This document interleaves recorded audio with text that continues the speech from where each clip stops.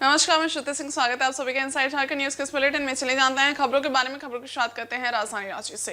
राष्ट्रीय आदिवासी समन्वय समिति भारत ने अपनी विभिन्न मांगों को लेकर 12 अप्रैल को राजभवन के समक्ष एक दिवसीय धरना प्रदर्शन का ऐलान किया है। समिति के नेताओं ने इस संबंध में राजधानी रांची के करमटोली चौक स्थित धूमकुड़िया भवन में एक प्रेस वार्ता आयोजित कर जानकारी दी। समिति के सदस्य देव कुमार धान ने कहा कि झारखंड राज्य के गठन के बाद से आदिवासियों की सामाजिक और धार्मिक जमीन की लूट बेधड़क जारी है। उन्होंने सिरमटोली सरना स्थल के सामने बनाए गए रैंप से समाज की धार्मिक आस्था को ठेस पहुंचाने का आरोप लगाते हुए इसे तत्काल हटाने की मांग की। इसके अलावा पारसनाथ मरांग बुरू जैसे धार्मिक स्थल पर अतिक्रमण का मुद्दा भी उठाया। कहा कि इससे आदिवासी समाज की धार्मिक पहचान और अस्तित्व पर संकट मंडरा रहा है। समिति ने राज्य सरकार से अपील की है कि वह आदिवासी समाज के अधिकारों की रक्षा के लिए ठोस कदम उठाएं। उन्होंने कहा है कि यदि इन मुद्दों का समाधान नहीं किया गया तो 12 अप्रैल को धरना प्रदर्शन के बाद व्यापक आंदोलन होगा। हम लोग आज जो है प्रेस वार्ता हम लोग बुलाए हैं। इसका मुख्य है कि जो हम लोग का पूजा स्थल सरना जो सिरमटोली है, जहाँ लाखों लोग वहाँ आते हैं सरुल के दिन में, और वहाँ जो है रैप उतारा जा रहा है, जिससे कि हमारा धार्मिक जो स्थल है वहाँ पहुँचना बहुत मुश्किल हो जाएगा और उससे कुछ घटना भी हो सकती है। तो हम लोग रैप को हटाने की मांग को लेकर मारंगपुरु जो हम लोग का परशुनाथ पहाड़ जो हम लोग का धार्मिक स्थल है, इसको सुरक्षा प्रदान करने के लिए, और दूसरा जो हम लोग का धार्मिक और सामाजिक जमीन को बेतहाशा लोग लूट रहे हैं और बाहरी लोग लूट भी रहे हैं और हमारे लोग को हत्या भी कर रहे हैं। अभी आप लोग देखे होंगे बकार बिहारी पानाई जमीन को जो है वो लोग खटाल खोले हुए हैं और सोनू मुंडा का हत्या भी कर रहे हैं। तो एक तो उस जमीन को सरकार खाली कराए जो हमारा सामाजिक धार्मिक जमीन है, और दूसरा सोनू मुंडा के जो हत्यारे लोग हैं उसको फांसी की सजा दे। तो ये हम लोग 3 मुद्दे को लेकर हम लोग 12 अप्रैल को महामहिम राज्यपाल महोदय के समक्ष धरना प्रदर्शन करने का हम लोग जो है। राजधानी रांची स्थित राष्ट्रीय फैशन प्रौद्योगिक संस्थान के सभागार में नेशनल एजुकेशन पॉलिसी 2020 के सुचारू रूप से क्रियान्वयन को लेकर एक कार्यशाला का आयोजन किया गया। इस कार्यशाला में संस्थान से जुड़े शैक्षणिक विशेषज्ञों और छात्रों ने हिस्सा लिया।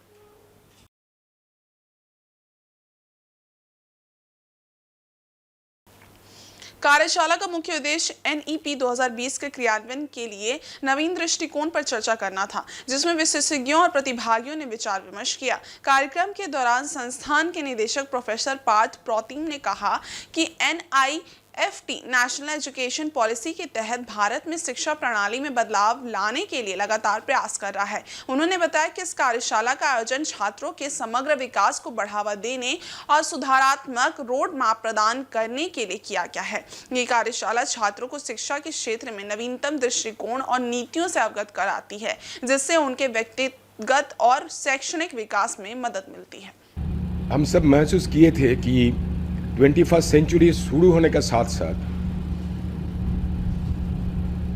हमारा जीवन धारा, टेक्नोलॉजी, ज्ञान, विज्ञान, ये सारे काफ़ी तेज़ी से बदल रहा था। तो उस बदलाव के साथ हमारा देश का जो प्रगति है उसको शामिल करने के लिए शिक्षा व्यवस्था में कुछ परिवर्तन लाना जरूरी था, जो परिवर्तन से हमारा देश एक ज्ञान भित्तिक समाज, जिसको नॉलेज सोसाइटी बोला जाता है, एक ज्ञान भित्तिक समाज की तरफ आगे बढ़ सकते हैं। तो इसी उद्देश्य में NEP 2020 लागू किया गया था। अभी हमारा जो शिक्षा प्रतिष्ठान है, प्राथमिक स्तर से लेके जो शोध की स्तर तक है, सारे जगह में इस पॉलिसी को सार्वत्रिक रूप से लागू करने का प्रक्रिया चल रहा है। इधर जमशेदपुर के ग्रामीण क्षेत्रों में विकास को गति देने के उद्देश्य से जिला प्रशासन की ओर से मुखिया कार्यशाला का आयोजन किया गया। इसमें शिक्षा, स्वास्थ्य, पोषण और पंचायती राज जैसे महत्वपूर्ण विषयों पर चर्चा की गई। इस कार्यशाला में जिले के डीडीसी अनिकेत सचान मुख्य रूप से उपस्थित थे। धन्यवाद। कार्यक्रम में पोटका, मुसाबनी, पटमदा और बुड़ाम के मुखिया समेत विभिन्न विभागों के अधिकारी भी मौजूद थे। कार्यशाला में मुखियाओं और विभागीय अधिकारियों के बीच विचार विमर्श हुआ, जिसमें विभिन्न समस्याओं और उनके समाधान पर बात की गई। सभी मुखिया ने अपने अपने पंचायत क्षेत्रों में उत्पन्न होने वाली समस्याओं को संबंधित विभागीय अधिकारियों के समक्ष रखा और उनके समाधान के लिए सुझाव दिए। इस अवसर पर डीडीसी ने कहा कि शिक्षा और स्वास्थ्य के क्षेत्र में कई महत्वपूर्ण कार्य करने की आवश्यकता है, लेकिन जानकारी के अभाव में मुखिया इन कार्यों को पूरी तरह से लागू नहीं कर पाते हैं। उन्होंने कहा कि इस कार्यशाला के माध्यम से मुखियाओं को इन महत्वपूर्ण विषयों की जानकारी दी जा रही है ताकि वे पंचायत क्षेत्रों में विकास को बढ़ावा दे सके। इसके अलावा ठोस कचरा प्रबंधन के मुद्दे पर डीडीसी ने बताया कि जमशेदपुर और घाटशिला में कचरा निष्पादन के लिए प्लांट स्थापित किए गए हैं। इन प्लांटों के माध्यम से कचरे का ठोस निष्पादन किया जाएगा। साथ ही कचरे में से कुछ सामग्रियां जो सड़कों के निर्माण में उपयोगी हैं, उन्हें भी अलग किया जाएगा। नीति आयोग एवं पिरामल फाउंडेशन के द्वारा जो राशि प्राप्ति थी, उसके अंतर्गत जिला प्रशासन के द्वारा इस कार्यक्रम का आयोजन किया गया है, मुखिया सम्मेलन का, जिसमें 4 प्रखंडों के मुखियाओं ने भाग लिया है। मूल रूप से हम लोग ये पाते हैं कि कई बार हमारे मुखिया बहुत ज्यादा करने के लिए इच्छुक होते हैं, लेकिन उन्हें कई चीजों की जानकारी नहीं होती है। कई सारे की चीजों को शिक्षा या स्वास्थ्य के क्षेत्र में जो सुधार लाने हैं, उन्हें किस प्रकार से लाना है। तो आज की जो कार्यशाला है, जिसे मैं कार्यशाला से संगोष्ठी बोलूंगा, और इसमें हम लोग न केवल एक तरफा बात नहीं होगी, केवल एक तरफ से हम लोग उन्हें कुछ निर्देश नहीं देंगे या कुछ चीजें बताएंगे नहीं उन्हें, बल्कि उनके भी जो समस्याएं हैं, उनके भी जो सुझाव हैं, उनको हम लोग अंगीकृत करेंगे, ताकि अगले साल के लिए, जब अभी क्योंकि आप लोग जानते हैं वित्तीय वर्ष नया शुरू होने वाला, तो अगले साल की जो हमारी कार्य योजना है जिला की जो बनेगी, उसमें हम लोग उसे शामिल कर सकें और सुधार ला सकें। झारखंड शिक्षा परियोजना के तहत सरायकेला जिला के NR+2 उच्च विद्यालय में पीएम श्री मेले का भव्य आयोजन किया गया। इस मेले में 10 विद्यालयों के छात्र छात्राओं ने भाग लिया और स्थानीय भाषा एवं संस्कृतियों का प्रदर्शन किया। मेले में झारखंड की प्रमुख 5 भाषाओं संथाली, हो, मुंडारी, उड़िया और बंगाली के समागम को देखा गया। विभिन्न विद्यालयों के छात्रों ने अपनी मातृभाषा में सांस्कृतिक कार्यक्रम प्रस्तुत किए, जिससे झारखंड की विविधता और एकता का सुंदर चित्रण हुआ। सरायकेला के REO नवल किशोर ने बताया कि पीएम श्री मेला का मुख्य उद्देश्य छात्रों को विभिन्न स्थानीय संस्कृतियों से परिचित कराना है। ये कार्यक्रम विभिन्न समुदायों के बीच भाषाई और सांस्कृतिक समन्वय को बढ़ावा देता है, जिससे बच्चे एक दूसरे की परंपराओं को समझ सकें और आपसी भाईचारे की भावना विकसित हो। मेले में विभिन्न नृत्य, गीत, नाटक और प्रदर्शनी के माध्यम से छात्रों ने अपनी अपनी संस्कृतियों को प्रस्तुत किया। इस दौरान स्थानीय लोकगीतों और पारंपरिक परिधानों का भी प्रदर्शन किया गया, जिससे झारखंड की संस्कृति समृद्धि झलक रही थी। उस धरोहर को हमारी बच्ची आगे बढ़ा रही है और इस धरोहर को कभी खत्म नहीं होने देना, विलुप्त नहीं होने। ये पीएम श्री कार्यक्रम है, विभिन्न संस्कृतियों का और स्थानीय संस्कृति का समावेश एक दूसरे को परिचित कराने का उद्देश्य के साथ इस कार्यक्रम को आयोजित किया गया है। क्या उद्देश्य इसका? इसका उद्देश्य है विभिन्न प्रकार के जो कल्चर हैं उसको एक दूसरे बच्चे समझ पाएं। जमशेदपुर में हिंदू उत्सव समिति द्वारा शनिवार को हिंदू नव वर्ष के मौके पर डेमना चौक ट्रांसपोर्ट नगर से भव्य शोभा यात्रा का आयोजन किया जाएगा।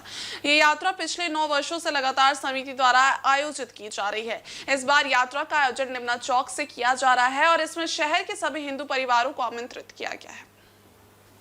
इस वर्ष यात्रा में लगभग 5 लाख हिंदू जनों के सम्मिलित होने का लक्ष्य रखा गया है। यात्रा में भाग लेने वाले सभी लोग अनुशासन और यातायात नियमों को पालन करते हुए इसे गंतव्य स्थान तक पहुंचाएंगे। यात्रा का मार्ग डेमना चौक से प्रारंभ होकर मानगो चौक, बस स्टैंड, गोलचक्कर, महाराणा प्रताप चौक, ओल्ड बुक स्टोर चौक, बंगाल क्लब होते हुए आम बगान मैदान तक जाएगी।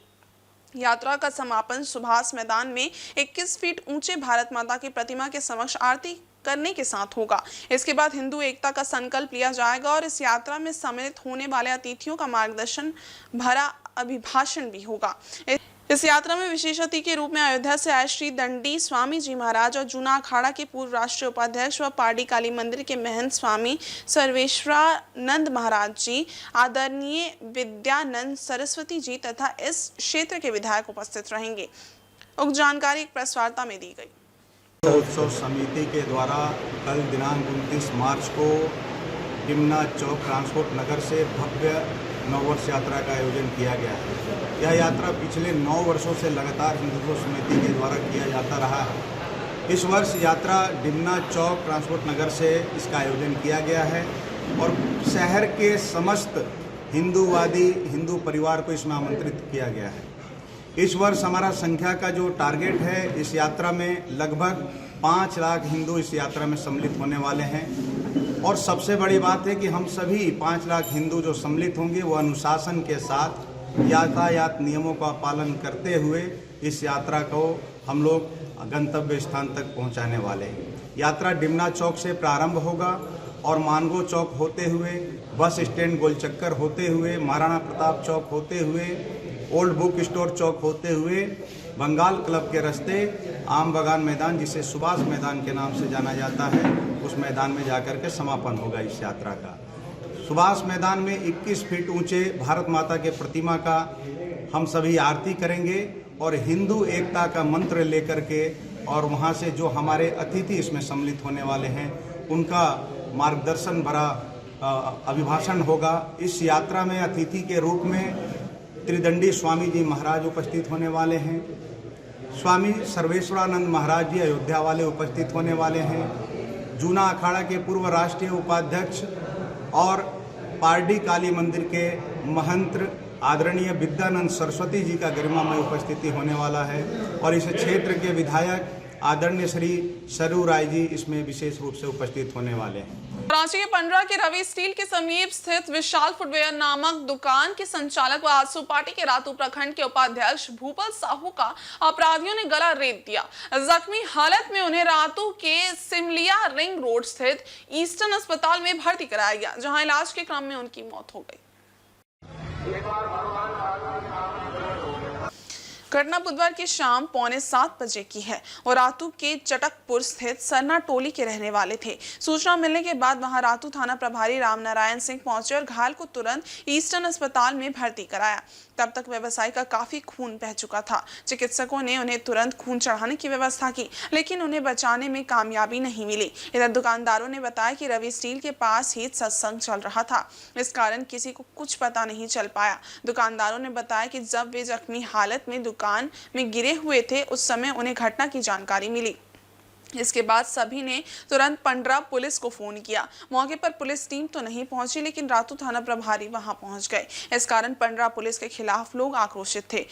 बाद में आजसू नेता भरत काशी घटनास्थल और बाद में अस्पताल पहुंचे। बताया जाता है कि भरत काशी ने विधानसभा चुनाव में निर्दलीय प्रत्याशी के रूप में चुनाव लड़ा था।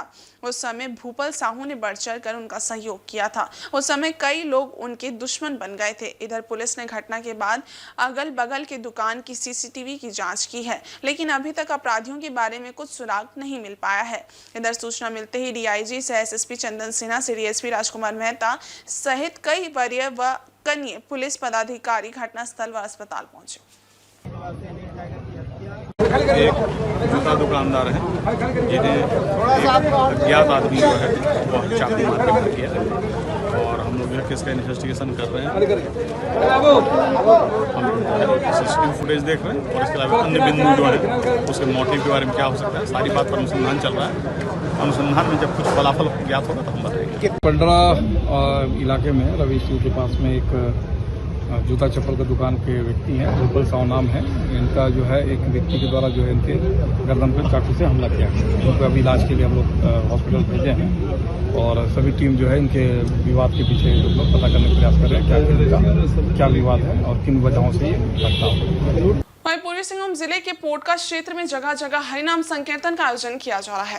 धार्मिक उल्लास के साथ आयोजित हो रहे इस संकीर्तन में हर दिन हजारों की संख्या में भक्त उमड़ रहे हैं और राधा कृष्ण का जयकारा लगाते हुए भक्ति के रस में डूबे हुए हैं। इस आयोजन से क्षेत्र में एक सकारात्मक और आध्यात्मिक माहौल बना हुआ है।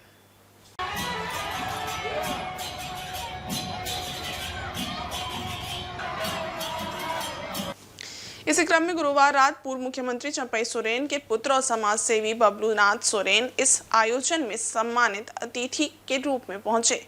उन्होंने हल्दी पोखर, जूड़ी, पहाड़ी, सानग्राम और बड़ा भुमरी में आयोजित कीर्तन में भाग लिया। इस दौरान उन्हें राधे कृष्ण नाम का अंगवस्त्र देकर सम्मानित किया गया। बबलूनाथ सोरेन के साथ जिला परिषद सूरजमंडल गणेश सरदार समेत अन्य उपस्थित थे। सभी ने कीर्तन मंडली के साथ हाथ जोड़कर राधे कृष्ण के जयकारे लगाए। इस अवसर पर बबलूनाथ सोरेन ने कहा कि भक्ति से ही हमें शक्ति मिलती है। इसी मार्ग पर चलकर हम लोग कल्याण और जन कल्याण कर सकते हैं। भक्ति ही एक ऐसा माध्यम है जो हमें पाप और लोभ से दूर रखता है। जब हम सब एक होकर इस भक्ति में जुट जाते हैं तो क्षेत्र के प्रत्येक घर में खुशियां और शांति का वास होता है। इसलिए हमें भक्ति का मार्ग अपनाना चाहिए जिसमें लोक कल्याण निहित है। एक आस्था के रूप में हम लोग हर साल के भांति मनाते हैं और ये लोगों के प्रति ये बहुत बड़ा आस्था है और इसमें हम लोगों को शक्ति मिलती है और सही रास्ता में कैसे चले और कैसे हम लोग का सद्बुद्धि दे भगवान। हम लोग इसको लेके हम लोग के लोगों के प्रति जागरूकता और इस पूजा को बचाए रखने के लिए हम लोग हर साल के भांति हम लोग मिलजुल के पूजा को पूजा करते हैं। वहीं भाजपा जमशेदपुर महानगर ने गुरुवार को बिष्टुपुर स्थित माइकल जॉन सभागार में बिहार दिवस के मौके पर भव्य स्नेह मिलन समारोह का आयोजन किया। यह आयोजन प्रधानमंत्री नरेंद्र मोदी के एक भारत श्रेष्ठ भारत और वसुदेव कुटुंबकम के संकल्प को साकार करने के उद्देश्य से किया गया।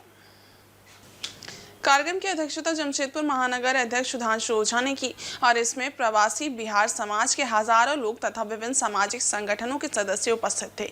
इस अवसर पर बिहार सरकार के पूर्व मंत्री और आरा के विधायक अमरेंद्र प्रताप सिंह मुख्य वक्ता के रूप में शामिल हुए। वहीं झारखंड के पूर्व मुख्यमंत्री अर्जुन मुंडा, बिहार विधान परिषद के सदस्य बबलू गुप्ता, प्रदेश प्रवक्ता अमरप्रीत सिंह काले सहित अन्य वरिष्ठ नेता भी उपस्थित थे। स्नेह मिलन समारोह में बिहार की समृद्ध सांस्कृतिक धरोहर, गौरवशाली परंपराओं और राष्ट्रीय एकता को सशक्त बनाने पर गहन चर्चा की गई। कार्यक्रम में बिहार की कला, संस्कृति और विरासत को गीत संगीत की मनमोहक प्रस्तुतियों के माध्यम से दर्शाया गया। इसके साथ ही बिहार में एनडीए सरकार की विभिन्न उपलब्धियों पर भी मंथन हुआ। इस दौरान सरकार के जन कल्याणकारी कार्यों और विकासोन्मुखी दृष्टिकोण की सराहना की गई। भारतीय जनता पार्टी की सरकार बनी और उसके प्रधानमंत्री हमारे यशस्वी नेता आदरणीय अटल बिहारी वाजपेयी जी बने तो उन्होंने हमारे तर्कों को सहर्ष स्वीकार किया। हम पार्टी के अंदर और पार्टी के बाहर आंदोलन चला रहे थे। इस राज्य का नाम हम वनांचल देकर के लड़ रहे थे। हम लोगों ने प्रदेश के स्तर पर और वनांचल समिति का गठन भी और अपने प्रदेश के अंदर ही अपने नेताओं से करवा लिया था और उसके प्रथम अध्यक्ष आदरणीय कड़िया मुंडा जी थे। मैं उसका महामंत्री भी था, 4 वर्षों तक रहा। और जब यहां 1988 में भारतीय जनता पार्टी का अखिल भारतीय कार्य समिति हुआ, पूरे भारत के सभी हमारे नेता यहां आए। उनका भरपूर स्वागत करने का हमें सौभाग्य प्राप्त हुआ, अवसर मिला। 5 लाख का थैली भी हम लोगों ने वाजपेयी जी को और सौंपा। वाजपेयी जी ने यहां कहा कि यदि हमारी सरकार आती है केंद्र में तो हम वनांचल अलग राज्य देंगे। ये घोषणा निकल मैदान में उन्होंने किया कि हम सब देशवासी हैं। प्रांत के दृष्टि से हम कहीं से कहीं हैं पर एक हैं। एक है तो श्रेष्ठ है और श्रेष्ठ है तो एक है और उसी को हम कहेंगे एक भारत श्रेष्ठ भारत। आज इसी भावना के साथ हम अपने पूर्वजों का स्मरण करें। हम खुद को इतिहास के आईने में देखें और खुद को इतिहास के आईने में देखकर भविष्य के नक्शे उकारें, यही संकल्प हमारा है। हम सबको मिल करके आज हम निश्चित रूप से आप कह सकते हैं कि मुंडा जी बिहार दिवस पर अतिथि के रूप में आए हैं, नहीं, लेकिन मैं ये कहूंगा मैं अतिथि नहीं हूं।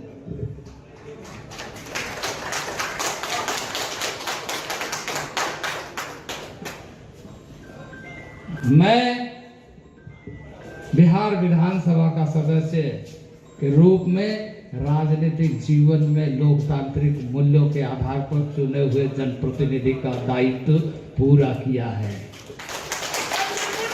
रांची के पंडरा में जूता दुकानदार की हुई निर्मम हत्या के बाद स्थानीय लोगों में गुस्से का माहौल है। शुक्रवार को आक्रोशित नागरिकों ने घटना का विरोध करते हुए सड़क पर बांस बली लगाकर रास्ता जाम कर दिया और बीच सड़क पर टायर जलाए। इस विरोध प्रदर्शन ने इलाके में स्थिति को और तनावपूर्ण बना दिया। पुलिस प्रशासन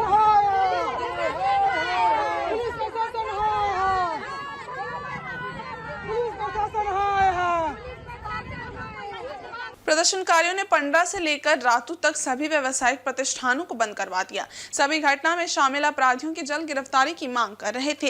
इधर विरोध प्रदर्शन की सूचना मिलते ही पुलिस मौके पर पहुंची और प्रदर्शनकारियों को शांत कराने की कोशिश की। फिलहाल इलाके में तनाव बना हुआ है और पुलिस प्रशासन स्थिति पर नजर बनाए हुए है। स्थानीय लोग घटना की शीघ्र जांच और अपराधियों के खिलाफ सख्त कार्रवाई की मांग कर रहे हैं। मालूम हो कि गुरुवार शाम अपराधियों ने गला काट कर फुटवेयर दुकानदार और आजसू नेता भूपल साहू की हत्या कर दी थी। सरेआम हुई इस घटना से दुकानदारों में रोष व्याप्त है। एक के बाद एक हो रही आपराधिक घटनाओं को रोकने में पुलिस विफल साबित हो रही है। इसी वजह से लोग सड़क पर उतरकर विरोध जता रहे हैं।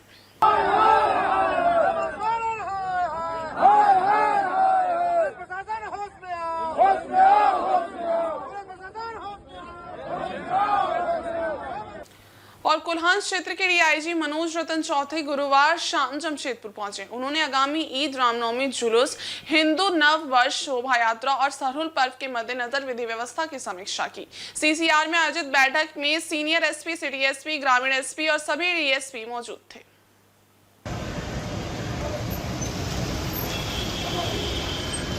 डीआईजी ने लोगों से अपील करते हुए कहा कि पर्व के दौरान किसी भी प्रकार की सूचना या मदद की जरूरत होने पर 112 नंबर पर फोन कर पुलिस को जानकारी दें। सूचना मिलने के साथ ही पुलिस आपके पास मदद के लिए पहुंचेगी। वहीं पुलिस अधिकारियों को निर्देश दिया गया कि पर्व पूरे उल्लास और शांतिपूर्ण ढंग से पर्व संपन्न हो, इसके लिए विधि व्यवस्था पर पूरा ध्यान रखें।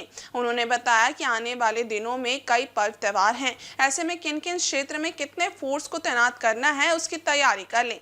शहर के संवेदनशील क्षेत्रों में अतिरिक्त बल तैनात करें। जो भी इलाका विवादित रहा है उन इलाकों में कैमरामैन की तैनाती भी पुलिस बल के साथ करें। स्पेशल बल को भी संवेदनशील क्षेत्र में तैनात किया जा सकता है। इसके अलावा डीआईजी ने एसएसपी किशोर कौशल को भी पर्व को लेकर कई दिशा निर्देश दिए। उन्होंने सभी डीएसपी को अपने अपने क्षेत्र में विधि व्यवस्था को बनाए रखने का आदेश दिया। जमशेदपुर आकर के जो आगामी हमारे त्यौहार आने वाले हैं, सबसे पहले तो अभी एक हिंदू नव वर्ष का यहाँ पे भव्य शोभा यात्रा निकलता है। उसके बाद ईद, आपको पता होगा कि ईद है। उसके बाद सरहुल का एक बड़ा जुलूस निकलता है। उसके बाद रामनवमी है। तो करीब 10 दिनों के भीतर में ही एक 4 बड़े आयोजन शहर में होने जा रहे हैं। उसी का मैं रिव्यू करने के लिए आया था law and order point of view से, और जो हमारी तैयारियां है उसका मैंने आज जायज़ा लिया है। कंट्रोल रूम में मैंने आज सभी डीएसपीज़ के साथ और तीनों एसपीज़ के साथ में, एसएसपी साहब के साथ में मैंने मीटिंग की है। और जो यहाँ पे फोर्स का डिप्लॉयमेंट है, जो तैयारी है, बैरिकेडिंग है या रूट का वेरिफिकेशन है, सत्यापन हम लोग को जो करना है वो मैंने निर्देश सभी पदाधिकारियों को दिए हैं। साथ ही मैंने आज जो हमारा ERSS है 112, आप जानते हैं पूरे झारखंड में अभी 112 बहुत ही बढ़िया ढंग से फंक्शनल है, उसका मैंने रिव्यू किया है। जमशेदपुर एक टॉप 3 जिलों में से हमारा अभी रिस्पांस टाइम की अगर हम बात करें तो उसमें आता है। बेहतरीन तरीके से अभी हम लोग लोगों को सेवा देने का कार्य कर रहे हैं। लगभग हम लोग 10 से 15 मिनट के भीतर में हमारी गाड़ी शहर के अंदर अगर कहीं कोई घटना हो रही तो वहाँ पहुँच रही है और उसको रिस्पांस करने की कोशिश कर रही है। साथ ही मैंने सीसीटीवी कैमरे का जो हमारा मॉनिटरिंग रूम है वहाँ पे मैंने देखा और पूरे शहर का जिस तरह से यहाँ से मॉनिटरिंग होता है उसके बारे में मैंने कुछ निर्देश दिए हैं। तो मुझे पूरी उम्मीद है कि जो आने वाले फेस्टिवल है हम लोग शांतिपूर्ण तरीके से, सुचारू तरीके से संपन्न करा पाएंगे। इधर जमशेदपुर के आजाद नगर थाना अंतर्गत रोड नंबर 20 में गुरुवार देर रात आपसी विवाद में बदमाशों ने एक युवक पर चापड़ से हमला कर दिया, जिससे वह गंभीर रूप से घायल हो गया। घायल की पहचान कपाली चांदनी चौक निवासी 21 वर्षीय अरमान अनवर के रूप में हुई है, जो हाल ही में हैदराबाद से अपने घर लौट कर आया था। घटना के बाद अरमान को टीएमएच ले जाया गया, जहां से हालत गंभीर होने पर परिजन उसे रांची स्थित रिम्स अस्पताल ले गए, जहां उसका इलाज चल रहा है। डॉक्टरों ने उसकी हालत नाजुक बताई है। अरमान अल कबीर पॉलिटेक्निक का पूर्व छात्र था और कुछ समय से हैदराबाद में काम कर रहा था। हमले के कारणों का अभी तक पता नहीं चल सका है, लेकिन इस घटना ने इलाके में दहशत का माहौल बना दिया है। पुलिस ने मामले की गंभीरता को देखते हुए जाँच शुरू कर दी है। कुछ संदिग्धों को हिरासत में लिया गया है और उनसे पूछताछ की जा रही है। अरमान के पिता ने आरोपियों के खिलाफ सख्त कार्रवाई की मांग की है और कहा कि उन्हें जल्द पकड़ा जाए। ये घटना इलाके में बढ़ते अपराधों और सुरक्षा व्यवस्था पर सवाल खड़े करती है। पुलिस अधिकारियों का कहना है कि मामले की हर एंगल से जांच की जा रही है और जल्द ही अपराधियों को पकड़ लिया जाएगा। स्थानीय लोगों के अनुसार इस क्षेत्र में युवक नशे का सेवन करते हैं। संभवतः इसी को लेकर इनका आपस में विवाद हुआ होगा और ये घटना घटी होगी। हम लोग कुछ नहीं, मेरा लड़का रात को 11 साढ़े 11 बजे घर से निकला, बोला हम जा रहे नमाज पढ़ने, कल रात जागने का रात था। तो वहाँ से वो निकल के गया खाना वाना खा के, और उसके बाद में फिर हम लोग को पता नहीं, हम लोग नमाज के लिए अपना घर पर खड़े हो गए। अब उसके बाद में ना एक बार खबर आया शहरी से, थोड़ा देर पहले मेरी लड़की फ़ोन करी, बोली असद बात है, आप कहाँ हैं? तो हम बोले हम घर में हैं। तो बोला फौरन आ जाइए टीएमएच। बोला क्या है, क्या हुआ? तो बोला अरमान को जो है ना टीएमएच में एडमिट किया, उसको कोई मार दिया है, उसको बहुत ये है। तो हम वाइफ मेरा और तीनों लड़का हम लोग मिलके, लड़की दामाद सब गए, वहाँ जाकर देखे तो बहुत बुरा पोजीशन था। इतना ब्लडिंग उसका हाई बीट स्लो हो गया, समझे ना। टीएमएच वहाँ से क्या किया ना, रांची रेफर कर दिया, समझे। अब रांची में जो है वो उसको ब्लड ले रहा है, तो फिर उसके बाद में उसका दोस्त लोग ब्लड दिया है। ब्लड देने के बाद में अभी ब्लड चल रहा है आगे। अल्लाह से आप लोग की गुजारिश है कि आप लोग दुआ करें। इधर आदित्यपुर स्थित न्यू कॉलोनी उत्क्रमित उच्च विद्यालय में जल संरक्षण को लेकर जागरूकता अभियान चलाया गया। इस कार्यक्रम का आयोजन कोरू फाउंडेशन और गीता थिएटर के सहयोग से किया गया, जिसका उद्देश्य बच्चों को भविष्य में आने वाले जल संकट से अवगत कराना और जल बचाने के उपायों पर जानकारी देना था। कार्यक्रम के दौरान बच्चों को जल संकट की गंभीरता और इसके प्रभावों के बारे में बताया गया। उन्हें ये समझाया गया कि आने वाले समय में जल की उपलब्धता घट सकती है और अगर हम आज से ही जल का सदुपयोग करना शुरू नहीं करते तो भविष्य में हमें गंभीर समस्याओं का सामना करना पड़ सकता है। साथ ही बच्चों को जल संरक्षण के उपायों के बारे में भी जानकारी दी गई, जैसे कि वर्षा जल संचयन, जल का सही उपयोग, बर्बादी को रोकना और जल को बचाने के सरल तरीके। इस अभियान का एक प्रमुख गीता थिएटर द्वारा प्रस्तुत किया गया नुक्कड़ नाटक था। इस नाटक में जल बर्बादी से उत्पन्न होने वाली समस्याओं को दिखाया गया और ये बताया गया कि जल के अव्यवस्थित उपयोग से हम किस प्रकार अपने आने वाली पीढ़ी के लिए पानी की कमी पैदा कर सकते हैं। नाटक में ये संदेश दिया गया कि हमें जल को बचाने के लिए आज से ही कदम उठाने होंगे ताकि जल संकट को रोका जा सके। भारत माता की, भारत माता की। कोरू फाउंडेशन की ओर से जो जल संरक्षण की जो नुक्कड़ नाटक हुआ, ये बच्चों के लिए काफ़ी सीखने योग्य है। इससे बच्चे लोग जल संरक्षण के प्रेरित होंगे, पानी की बर्बादी को रोकने के बहुत हद तक कोशिश करेंगे। इधर आगामी पर्व त्योहारों के मद्देनजर जमशेदपुर में सुरक्षा सुनिश्चित करने के लिए गोलमुरी पुलिस लाइन में मॉक ड्रिल का आयोजन किया गया। इस मॉक ड्रिल में पुलिस के जवानों को उपद्रवियों से निपटने की रणनीतियों का अभ्यास कराया गया। इसकी मॉनिटरिंग खुद एसएसपी किशोर कौशल कर रहे थे।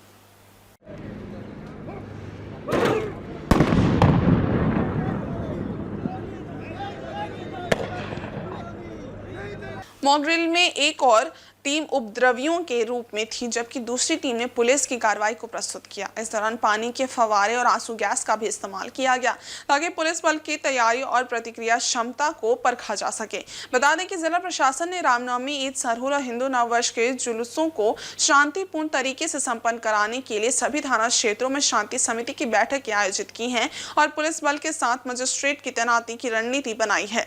एसएसपी ने कहा कि ये प्रशिक्षण आगामी त्योहारों के दौरान किसी भी प्रकार के उपद्रव से निपटने के लिए जरूरी है। प्रशासन का उद्देश्य शांति बनाए रखना और नागरिकों की सुरक्षा को सुनिश्चित करना है। जिला प्रशासन ने स्पष्ट किया है कि वह पर्वों के दौरान किसी भी अप्रिय घटना से निपटने के लिए पूरी तरह से तैयार हैं और पुलिस की तैनाती व कार्रवाई के लिए सभी आवश्यक कदम उठाए जा रहे हैं।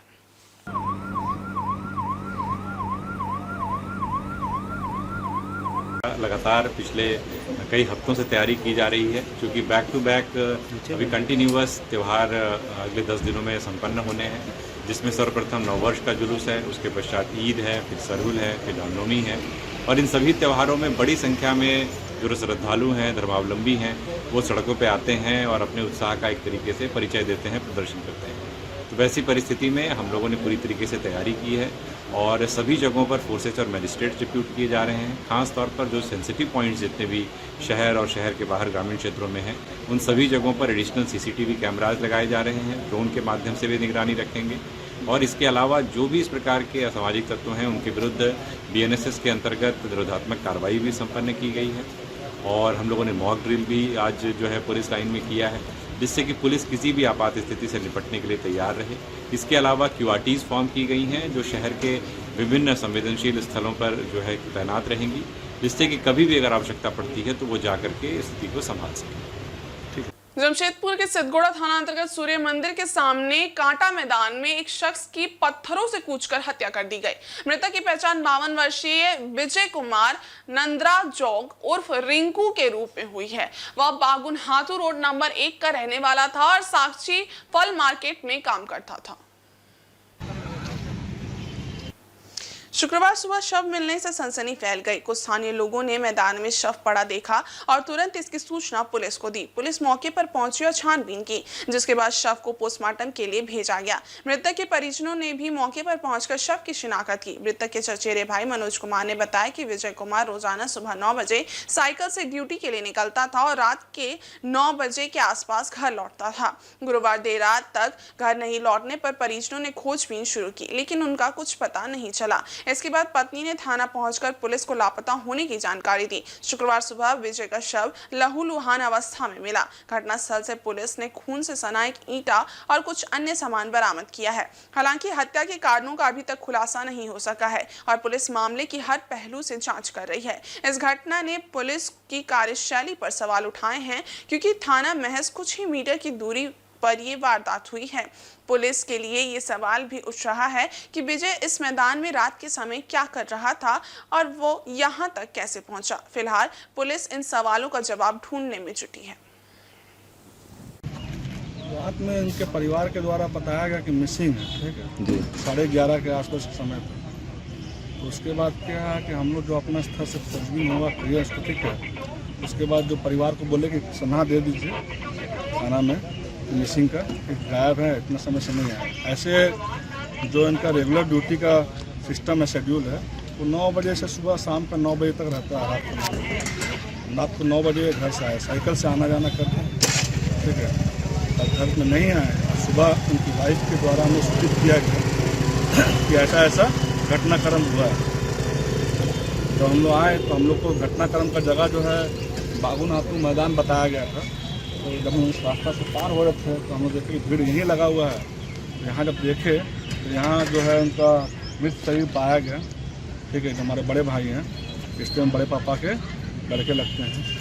समाजसेवी पार्टी के सांसद रामजी लाल सुमन द्वारा राणा सांगा पर दिए गए विवादित बयान को लेकर करनी सेना ने जमशेदपुर में विरोध प्रदर्शन किया। बुधवार शाम साक्षी मुख्य गोलचक्कर पर आयोजित इस कार्यक्रम में करनी सेना ने सांसद रामजी लाल सुमन का पुतला जलाकर अपना विरोध दर्ज कराया।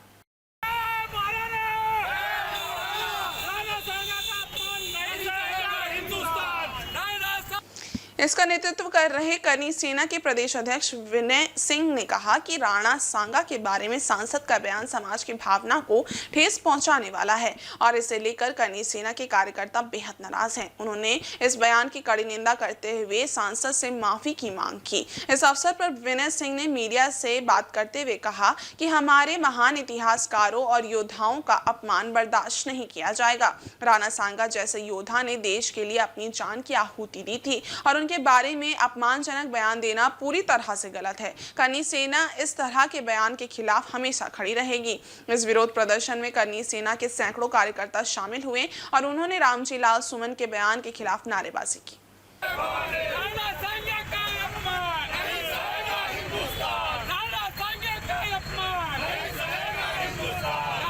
रामजी लाल सुमन का पुतला जलाया है आपने, और ये देश के गद्दार है जो रहते हैं भारत में, तारीफ करते हैं मुगलों का। इन्होंने भारत का संसद भवन में हिंदू कुलभूषण, हिंदू गौरव, महाराणा सांगा के बारे में सब टिप्पणी की थी। इसके विरोध में करनी सेना की पूरी टीम इनके घर पे में जूता मारी है। इनको भी आगे मारने के काम करेगी, जहाँ मिलेगा वहाँ मारेंगे। करनी सेना झारखंड जो इसके मुंह पे एक चप्पल मारेगा उसको 5,000, जो 2 चप्पल मारेगा 10,000, जो उसको काली पोतेगा उसको 50,000 रुपये झारखंड की टीम उसको इनाम पे देगी। सरायकेला जिला के गम्हरिया TGS कॉलोनी स्थित EDIC बिल्डिंग में शुक्रवार को रक्तदान शिविर का आयोजन किया गया। इसमें TM इंटरनेशनल लॉजिस्टिक्स कंपनी के अधिकारियों और कर्मचारियों ने बढ़ चढ़ कर हिस्सा लिया और रक्तदान महादान का संदेश दिया। रक्तदान शिविर का आयोजन TM इंटरनेशनल लॉजिस्टिक्स कंपनी द्वारा किया गया था, जिसमें जमशेदपुर ब्लड सेंटर का भी सहयोग प्राप्त था। रक्तदाताओं का हौसला बढ़ाने के लिए कंपनी के अधिकारी अरुण कुमार, मोहम्मद फारूक समेत अन्य लोग भी उपस्थित रहे। आयोजकों ने बताया कि इस शिविर का लक्ष्य 100 यूनिट रक्त संग्रह करना है, जिससे जरूरतमंद लोगों, कंपनी के कर्मचारियों और मजदूरों के बीच वितरित किया जाएगा। TGS कॉलोनी स्थित EDIC बिल्डिंग में समय समय पर ऐसे रक्तदान शिविरों का आयोजन होता रहता है, जो समाज में रक्तदान के महत्व को समझाते हैं और जरूरतमंदों को रक्त उपलब्ध कराते हैं। इस शिविर के आयोजन से रक्तदान के प्रति लोगों में जागरूकता भी बढ़ी है। ब्लड डोनेशन कैंप TMIL द्वारा इनिशिएटिव लिया गया है, जो कि बहुत ही अच्छा नेक कार्य है। एंड आज जानते हैं कि ब्लड की आवश्यकता प्राय सभी को पड़ती है, वेदर इट इज़ एक्सीडेंट हो या नॉर्मल बीमारी भी हो, ब्लड की ज़रूरत सभी को पड़ती है। और जो ब्लड का टारगेट लिया गया है यहाँ आज 100 यूनिट कलेक्शन का, तो काफ़ी अच्छा एक टारगेट है। और ईद, रामनवमी, चैती छठ, वासंतिक दुर्गा पूजा और सरहुल को लेकर आदित्यपुर थाना में शांति समिति की बैठक आयोजित की गई। इस बैठक में सदस्यों ने नगर निगम की कार्यशैली की तीव्र आलोचना की। क्षेत्र के नागरिकों ने सफाई, बिजली आपूर्ति, स्ट्रीट लाइट और जलापूर्ति की स्थिति पर गंभीर चिंता जताई।